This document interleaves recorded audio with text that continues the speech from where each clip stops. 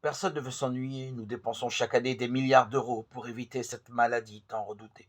On va au cinéma, voir le dernier film avec les meilleurs effets spéciaux pour rire, pour avoir peur, pour être choqué, voir les trois en même temps. On télécharge la musique ou le film les plus récents. On se rend à des concerts, à des manifestations sportives. Si tout cela ne nous est pas accessible, alors on se tourne vers l'une des centaines de chaînes du câble disponibles sur notre grande télévision, au son Dolby Surround. Aujourd'hui, les gros sous vont aux personnes qui sont à même de nous faire rire, pleurer ou de nous étonner. Ne vous méprenez pas. Je ne suis pas en train de dire que ces choses sont mal ou mauvaises, mais en vérité, ces formes de divertissement ont eu un large succès pour une bonne et simple raison. Nous nous ennuyons vraiment. Beaucoup s'ennuient au travail. Travailler a perdu tout intérêt et son sens depuis des années.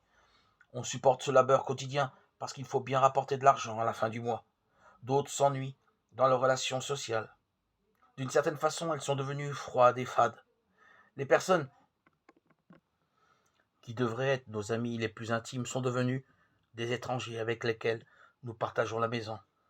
Malheureusement, la plupart des gens réagissent à l'ennui de la mauvaise manière. Je demande souvent quel est le contraire de l'ennui. La réponse la plus fréquente est s'amuser. Les gens tentent de remplacer la souffrance de l'ennui en remplissant leur vie avec des distractions. Les gens qui s'ennuient abusent souvent de drogue, d'alcool et de sexe pour tenter de combler le vide dans leur vie. Ce qui a commencé comme un amusement finit souvent avec l'impression d'être encore plus vide et plus seul qu'avant.